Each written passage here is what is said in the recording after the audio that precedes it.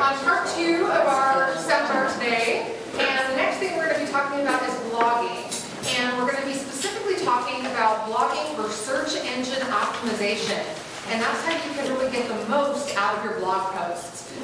Who knows what search engine optimization is? There's a few people that know, kind of, sort of. Yeah, okay. Well, the best way I can explain it in the easiest terms is that search engines like Google and Yahoo and Bing and AltaVista and Dogpile and things like that, they have these little robots called spiders that go out and crawl the web for content. And they look for specific things in order to capture that content that they rank as higher priority. And the things that they look for in terms of higher priority are things that you can do that involve search engine optimization. And the more search engine optimization you have in your content, it means the higher your content is going to be ranked on those search engines. So when people search for you or search for the keywords that you're using in that content, your content is going to come up near the top, which is the goal. So there are really 2 reasons to blog, primarily. The first is that it's great for your SEO, great for search engine optimization, and driving traffic back to your website, which is the goal. You want traffic driven back to your website, so ideally you can convert those visitors into customers. And that's what Jerry's going to be talking about next. It's how you can actually do that conversion once they come to your website through your blog or through other means, through search. And the other great reason to blog is it really establishes you as an expert in your industry. It gives you tremendous credibility in what you do or what your company does. It's a great way to showcase your knowledge and your experience in your industry. It's a great way to showcase the kinds of work that you do. If you have photographs like you do before and after work or something like that, it's a great place to show things like that. It's a great way to share your knowledge and advice and expertise with people. And you can do it in a fun and lively way. A blog should have the voice of your company or your personal voice, whatever that voice is. And you should feel free to use that voice and be personable in your blog posts and make them feel like they really speak for your company or for you, and that they have that voice that you're trying to share with your public. So those are really the 2 primary reasons to blog. All right, so let's talk about some blogging best practices. The first thing you need to know is you need to post. Posting frequently is incredibly important. In fact, posting once a week is the absolute minimum that I would recommend. There's no such thing as blogging too much. If you could blog every single day, that would be ideal. But for most people, it's just not practical to blog that much. But at least if you can get on a schedule of blogging at least once a week, that's absolutely ideal and critical that you have that kind of frequency. And then the other thing you want to do with your posts is once you're posting at least 1 time a week, you want to try to post the same day of the week and ideally around the same time of day.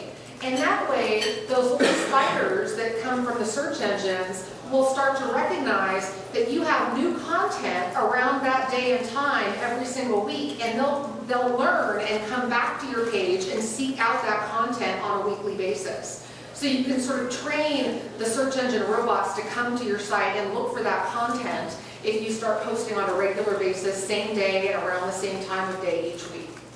So the other thing you know is length is very important for search engine optimization when it comes to posts. An ideal post is between 300 and 600 words. And that's what the search engines look for, is something in that range of word count. Now, if you have a post that's shorter than that, sometimes it happens where there's just nothing left to say, right? And you just can't come up with 300 words. That might happen occasionally, but what you really want to shoot for is that minimum 300-word content. And that's really only like 3 paragraphs, if you think about it that way. 3 paragraphs of maybe 3 or 4 sentences each. So it's not a whole lot, it's less than a full page. And then if you have a post that you did have a lot of content for, and it was going to fall over 500 or 600 words, then the best way to deal with that is to turn it into 2 posts and make it a part 1 and a part 2. And you can post those either, one day and then the next day, or you can post it one one week and then the next week, or however you want to space them out. But it's perfectly okay if you have something longer to discuss to break it into a part 1 or part 2. Isn't that advantageous too, because you're going to put the link from part 1 in the blog for part 2, and the link for part 2 and the link for part 1. So that also helps. If you're doing it right, you should do that, yeah. Absolutely, that's exactly what you should do. Did everybody understand what Crystal just said? Right, it's kind of cool. Okay, so what she was saying is, once you have both blog posts written and posted, in the blog post 1, you're going to put a link to the post of part 2, so people can get to part 2 from part 1. And then in your part 2 post, you're still going to include a link to part 1, so if somebody comes upon the part 2 post, they can easily get to the part 1 and read that. So you're sort of cross-promoting part 1 and part 2 on each of those individual posts. Does that make sense? And that also helps provide backlinks for your site, which is again good for your search engine optimization. Yes, Kurt? If you decided that you're going to blog once a week, for instance, and then you do a two-parter, would it be smarter to go ahead and break your natural blogging rhythm and go ahead and do it in a 2-day format, for instance, as opposed to waiting to the following week so that you don't lose the whatever generated interest you've developed? Yeah, I think it would be fine to post them back to back a couple of days apart, or a day apart, as long as the following week you're still posting another post at that same day and time. So it shouldn't take that off of that regular schedule. It would just be a supplement to what you were regularly doing. All right, so the other thing that you really want to make sure you do in your blogging is use proper grammar, sentence structure, and punctuation. You have to think about going back to your English classes. So no shorthand words like you might use when you were texting someone, or you shouldn't put things in there like smiley faces and things like that. It should remain professional. You are blogging for your company, so it should remain professional. It can be personable and lively and show your personality, but again, you want it to be perceived as a professional business. So keep an eye on your grammar and sentence structure, your spelling, your punctuation, and also recognize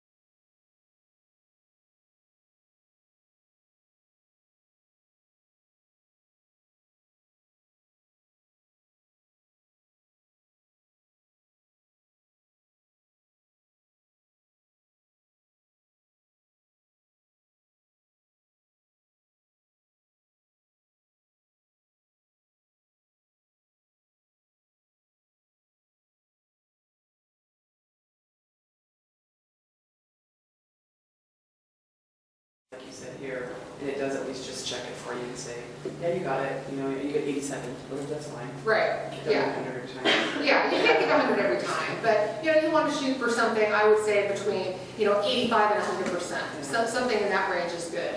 And Scribe SEO has a couple different levels of service. All you really need for your purposes is their basic service, which is $17 a month. You really don't need more than that. Can people get it through you? Like, do you have like an affiliate link? I do not have an affiliate link with Scribe. Yeah. But you can just go to scribeseo.com and sign up for their base service. It's $17 a month. It integrates very easily with the back end of your website or your blog, and it's a highly, highly recommended service. It's well worth it to train you to get writing like this for SEO. And it will train you over time, and you'll learn. And then, like Crystal said, writing your blog posts will become faster and more efficient because you know exactly what the search engines are looking for.